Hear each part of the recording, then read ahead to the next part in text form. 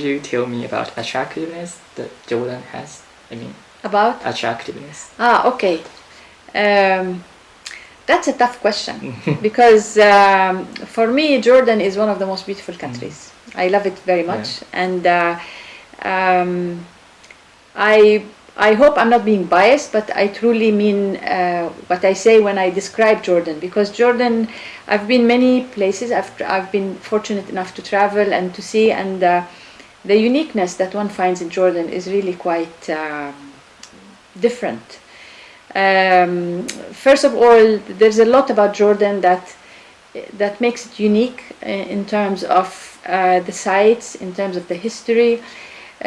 Jordan is, first of all, is a very important historically, because there has been many civilizations. It has been at the crossroad of civilization, if you like. Many people have come and go. Many people have settled there. And the interesting thing about that is that we still see their what they've left us, whether it is buildings or even traditions. So I would say the history of Jordan is very interesting, is very unique. I would say also what Jordan stands for. Jordan, what many people don't know when they think of Jordan as an Arab country, they think of us as a Muslim country, which we are, and predominantly Muslim. But also Jordan is the place where Christianity started. So we have also a very important Christian part of the mosaic of our making, if you like. And Jesus Christ, Christianity started in the world when John the Baptist baptized Jesus Christ, and Jesus Christ was baptized on the Jordan River inside of Jordan. So when we say Jordan is the Holy Land, it is indeed a holy land because of the importance of the religions, whether it is Islam or Christianity there. Also in terms of signs of civilization, in Japan water is very important, and it would be very interesting to know that one of the oldest dams in the world, which we call Jawa Dam, it's in the northeast of Jordan, is situated in Jordan. So we have one of the oldest dams. It's about 3,000 years before Common Era, or before Christ, as we say. Also, the nature in Jordan is very interesting because even though it's a small country, but we have many. We have the biodiversity that you find in Jordan is quite fabulous. So we have mountains, we have canyons, we have the desert. We also have the seashore of Aqaba at the Red Sea. So you get to experience a lot of different climates in Jordan. And also the seasons there are very beautiful because of the difference in nature, because of the diversity in nature. Our emphasis in nature is very important, so we have a lot of protected areas that we have designated as nature reserves. So you also get to see the climate and the ecosystem of these areas. Of course, you'd expect me to say Petra. Of course, Petra is the most amazing site, and it is really breathtaking. I've been to Petra many times. I lost count. I don't know how many times I've been to Petra.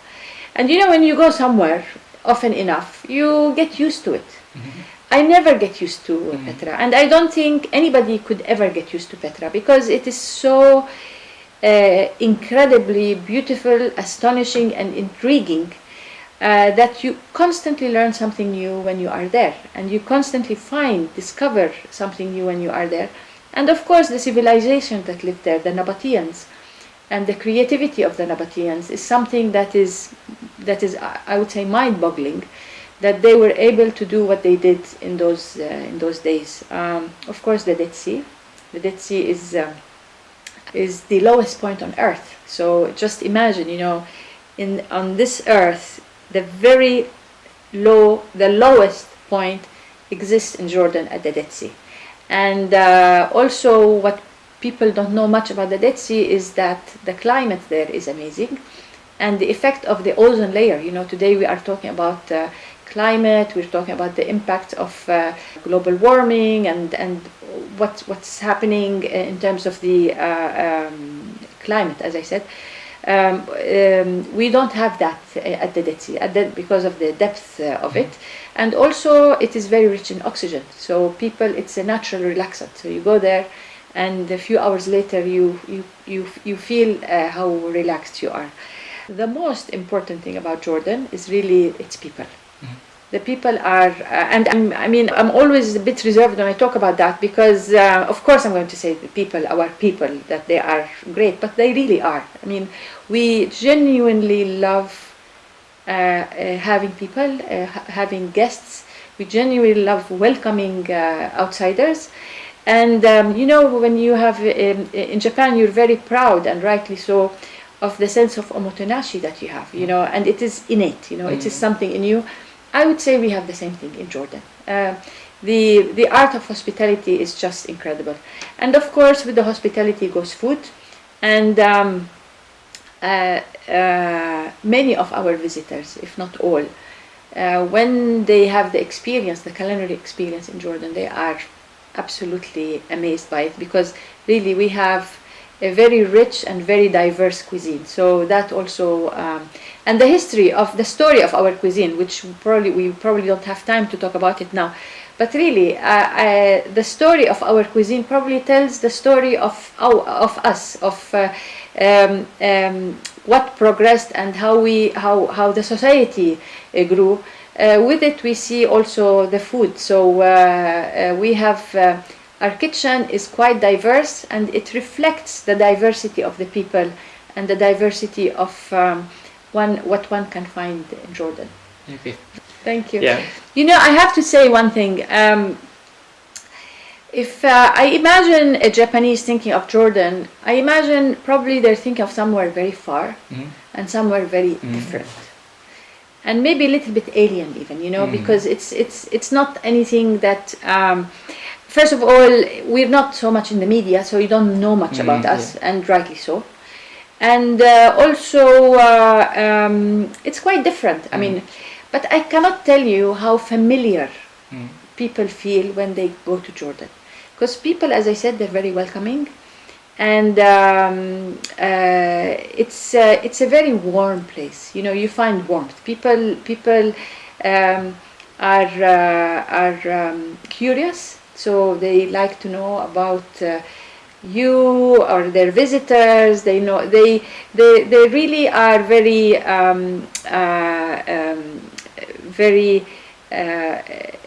intrigued about visitors, and they like to learn more about their country and their traditions, their habits. And they also have a good sense of humor. So they make people feel at ease. A sense of humor without being familiar. I think that's really important. They are just very spontaneous, which I think makes a lot of people feel at ease. They're not complicated. They're quite simple, and they're quite genuine. And I think people feel that when they go there. So I always say, don't think twice about going to Jordan. It is really one of the most beautiful experiences one could have. Yeah. What kind of impression toward Japan, did you have before coming to Japan? And then was it changed after coming here? If I tell you advanced technology, sushi, anime, that's the typical thing that people think about. And I think that's good. But I don't think it does Japan justice, because what Japan is all about is so much deeper than that. Granted, the technology is something amazing, and we grew with examples of it. Here we are filming with a Sony camera. Sony is a household name for us in Jordan. Toyota is a household name. Household name meaning, it's something that whether it's Japanese car, is home appliances, because I think it all started with it started with appliances, and then it grew from there. But I think there is the most important thing. I think is the fascination that we have with Japan. I could bet that many people, many Jordanians probably, are fascinated with what Japan stands for, because it stands for the miracle that we all hear about, you know, how it was able to turn around after such challenging times, especially in the post-war era, Second World War, and how it managed to do it. So there is that fascination, and also the whole modernization modernization that Japan went through is also a source of fascination. Even for somebody who doesn't know much about the history of Japan, they for sure know the achievements that have been made by Japanese in the past, let's say, 100 years. And I think that's something that any visitor, like you asked me what was my impression was a discovery of something, or of a country that is amazing by its reputation, and also that is amazing by its achievements. And I was looking so much forward to learning more about it. And I tell you, every day that I'm here, I learn something new. And the respect for Japan was always there, but it grows by the day, because really you, Japanese people, as a country, you have really built your country in a way that is good to its own people and also good to others. So, you know, in Islam we say the best people are those who are of benefit to others. I think you have been of benefit to one another and also to the world as a country, and as a country that stands for good values, and that has been a source of good in the world. So you ought to be proud of Japan, honestly. Thank you very much. Yeah, I know. And then, you know, and I was really, so thank you very much for, I'm really pleased, like, to know that you have really good image for Japan, and then and I'm really proud of being a Japanese as well. And I want to go back to something you said earlier before we were recording about Yamagata, and about the issue of revitalization. I didn't know much about the initiatives and the attempts to revitalize, and I was very impressed to see the relationship between the city and the rural and the city life. And I think the call for revitalization is so important. And you see that when you go outside of Tokyo. I think it is important to realize that Japan is not Tokyo. And Japan is much more diverse than Tokyo. Like, you know, Jordan is not Amman. Jordan is not the capital Amman, because you have to go outside to see what Jordan stands for. But I think the issue of revitalization is one of the most important discoveries, or one of the most important things that I'm learning more and more about, because I see young people like yourself are becoming more and more interested in it, which is really great, especially in a society like Japan, where, you know, we have the demographics. It's an aging society. So that call for revitalization becomes even more and more important to preserve the good traditions and to preserve the heritage that this country has. And what's Japanese culture do you like the most? I like the fact that modernity is living side by side by traditional ways of doing things. So in many times we look at modernity and tradition as two enemies. So it's either one or the other.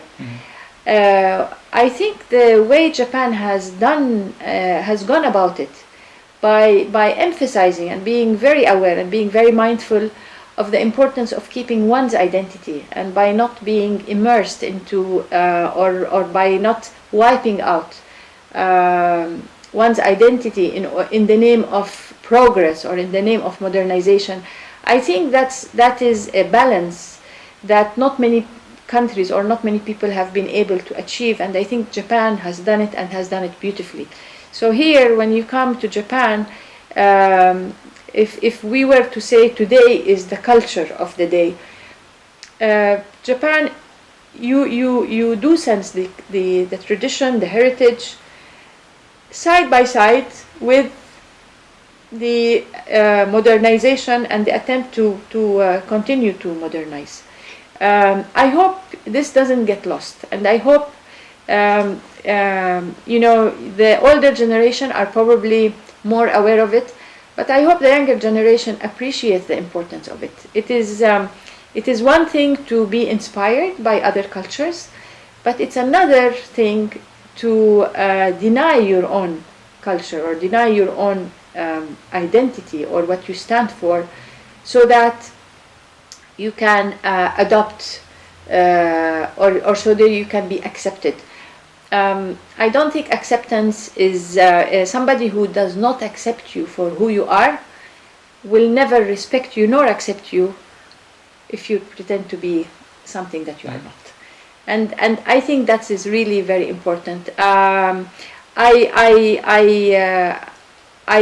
still see, these two aspects living, as I said, living side by side, and it's really something that is very beautiful. Yeah. And I envy Japan for it, because you have done it. You have succeeded in doing it. We see it. I mean, just go and walk in Tokyo, and Tokyo is very modern city, but at the same time, we still find that Japanese way of doing things. And I'm not talking about pride or pride in the negative sense. I'm talking about pride in the sense of loving who you are and asserting what you stand for, asserting your values. That is what I mean by pride, and that is what I mean by one's own identity, and making sure that you're not intimidated out of being who you are simply because it is not fashionable, This is really where I come from. These are issues that we have to face, and we are confronted with, and I find that this is probably also would be in a culture as not as Western as people would like, but so that's my answer. Yeah, but I think it's Jordan is kind of similar, because Jordan has really varies on protecting their own cultures, such as Petrol and Dead Sea. It's kind of really beautiful cultures exist in Jordans. Yeah, look, buildings is one thing, and soft culture is. I don't know if I can call it soft culture. Buildings is definitely Petra or castle, or these are witnesses of a civilization once there, and they tell the story. They tell the story of a continuation of, in our case, it's a continuation of people, of civilizations that have come one after the other, and these buildings are, we say, they are the witnesses. They are the ones who have that have been left from these civilizations, let's say. I think what's more important is the software, the people, and to be aware of your own history, and to make sure that you preserve it and you keep it, and you continue with the legacies. The good legacies, of course, that have come through the ages or through the centuries. For example, in our case in Jordan, if you look at all the civilizations that have lived there, they have been, today we talk about innovation, or we talk about entrepreneurship or whatever. These people have been very entrepreneurial, and they have been very innovative. If you look at, for example, the Nabateans and their ability to live in the middle of semi-desert area, where they have been able to harvest water, they have been able to build such a fabulous, beautiful city like Petra, and not only the Nabateans, other civilizations either before or after they have been very genius. There has been a lot of genius in their ability, their ability to live with the conditions or with the environment that they are in. So culture is definitely the buildings and the archaeological sites and all of that, but also the people. It's the people and what we learn from them, our ancestors. Okay, thank you very much. Could you tell me about the similarities and differences between Japan and Jordan? Yeah, there are a lot. Look, if you asked me before I came, I would say maybe not. Maybe we tend to think that we are very different. But I was very pleasantly surprised to see how similar we are in many of the in the way we live, in the way we see things. First of all, the issue of respect is very important. So we respect the elderly. We respect, the culture of respect is very much there. And this might sound like a normal thing. Why am I bringing it up?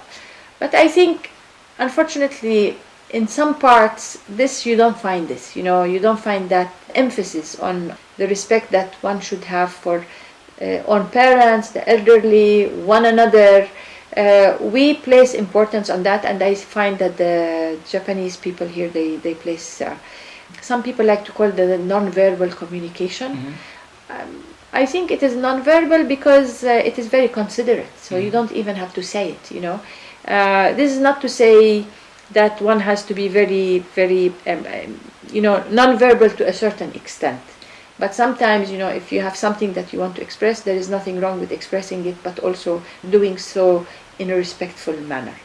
But we are very considerate, and we do make sure that we do not infringe. And I find that also that is something that I find with the Japanese people. We tend to forget that we come from the same continent. It's Asia. So, so I think there is that element does play a role in who we are in our subconscious, if you like. How are we also similar? We're very similar in our generosity. We like to share, and I find this very much with Japanese here. I know some people who are into farming, so if they have a nice produce or whatever, I'm always very pleasantly surprised when they are sharing with me some of their produce, or even, seasonality here is very big. And there's a lot of pride, people like to share the fruits or the vegetables of the season. That is something that we have as well. Also, seasonality does play a role in our lives, so we have seasons, whether what we eat during the season is our food or our menu, if you like, changes across the seasons because we eat what is in season. And I find that to be the case also here in Japan. Yes. In Tokyo to a certain extent, but I think it is even more outside of Tokyo, in the smaller towns or smaller villages.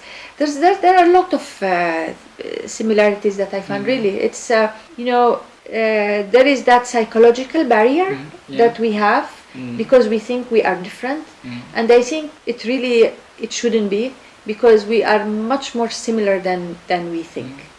Could you tell me about your birthplace and then your dream when you were little? My birthplace? Yes. I was born in Jerusalem. And my childhood, if you like, I had a very nice, happy childhood. I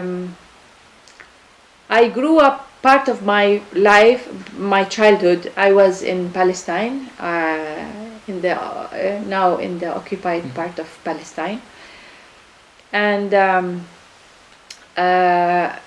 I also so part of my childhood was there, and then we moved to Jordan.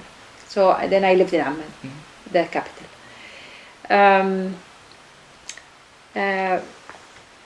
Why I say happy childhood? Because we really we had a very simple life. The neighborhood was our playground, so we used to play in the neighborhood.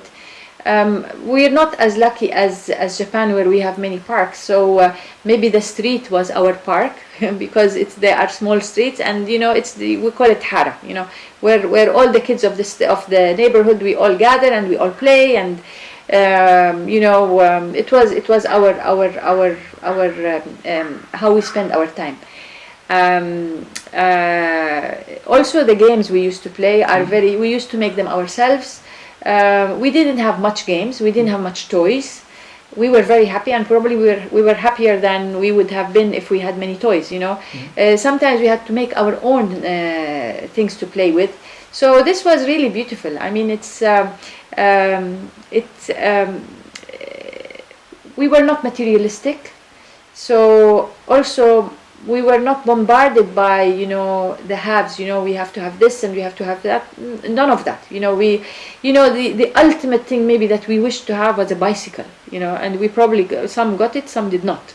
But it was never about having things. It was always more about the fun that kids have together. So the neighborhood was very important.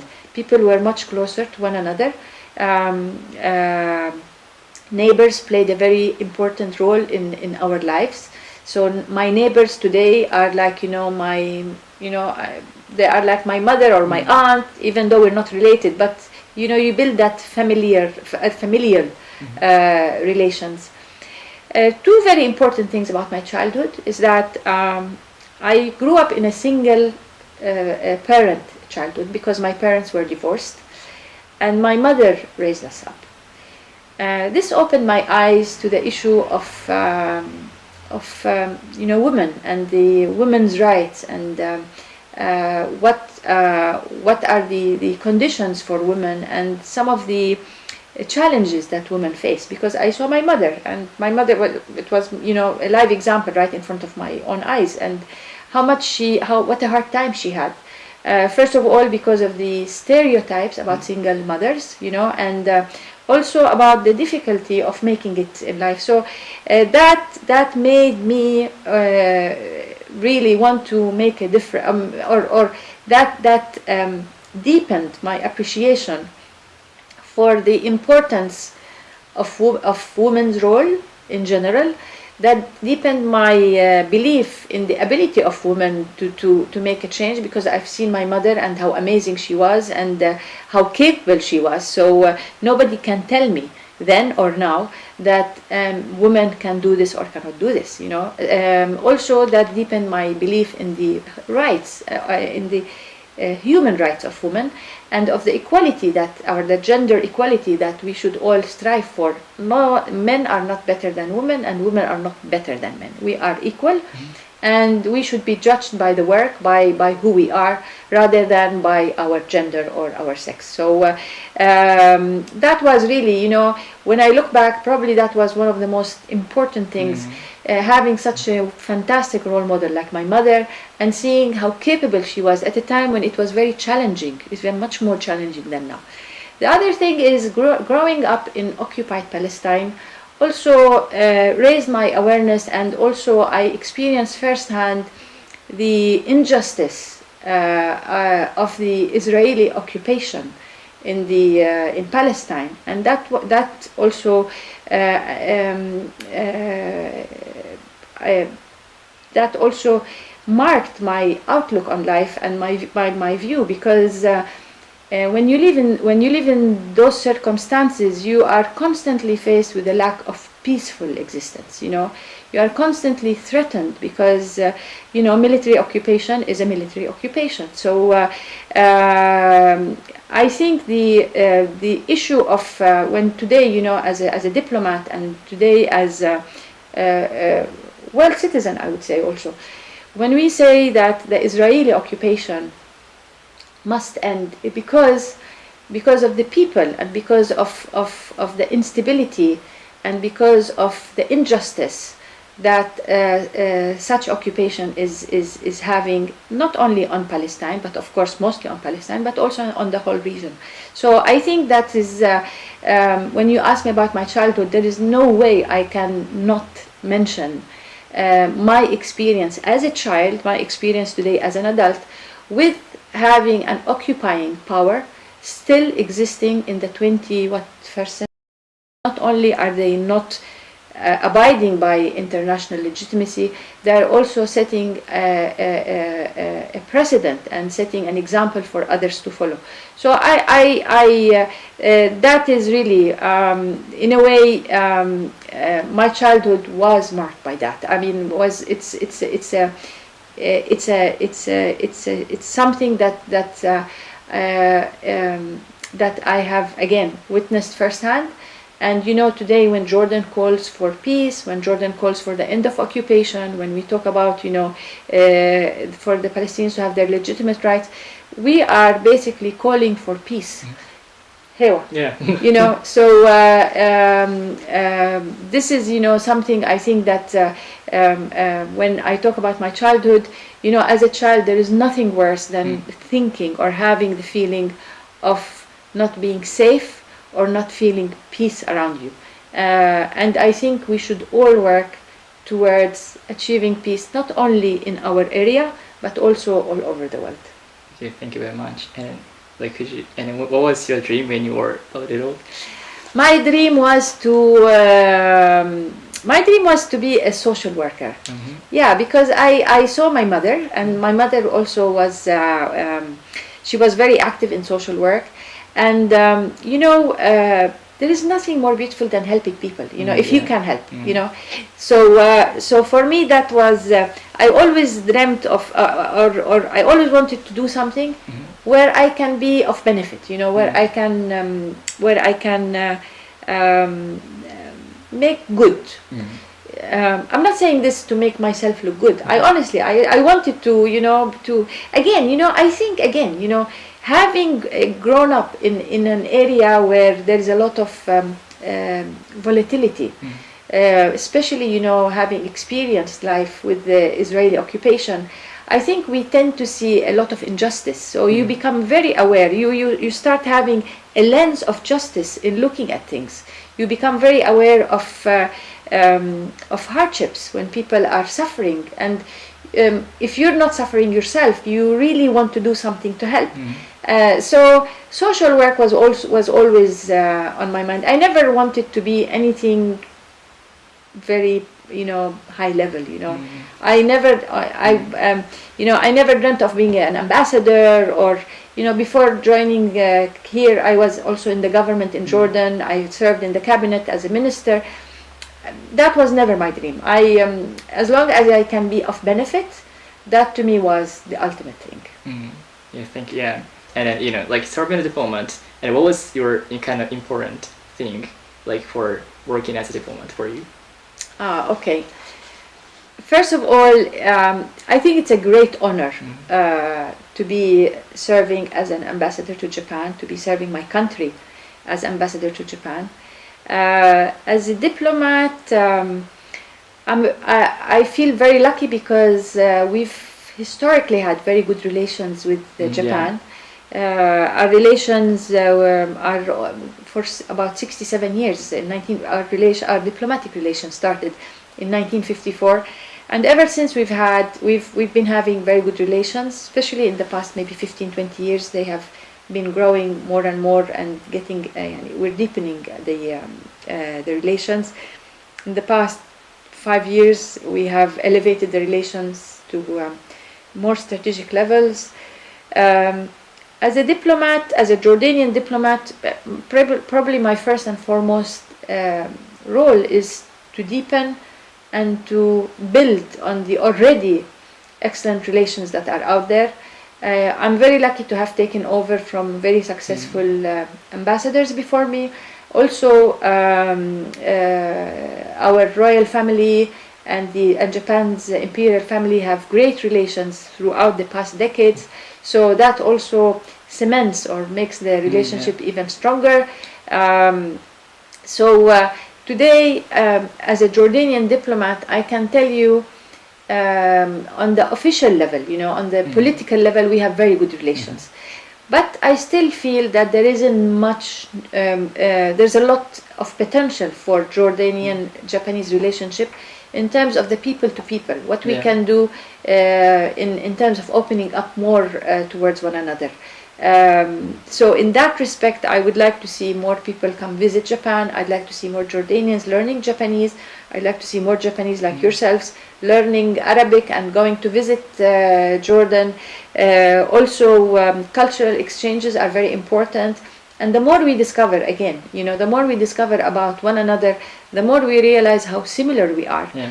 And the more we realize also the shared values that we have. There's a lot of similarities where we would appreciate, and also there's a lot that we can learn from Japan. A lot, whether it is the mundane things of how clean the city is, how disciplined you are, how committed you are. Your work ethic is something to admire, and also I'm sure we have a lot that others can learn from. We're not perfect, and the more we learn from others to make ourselves better, to improve ourselves, the better it is. Japan probably is a prime example of borrowing or of getting inspired from outside places in order to improve or to better one's own country. And I don't think it's such a bad thing to follow this example and to continue to do it. The exchange of cultures only builds a better and a more diverse outlook, and I think a healthier outlook as well.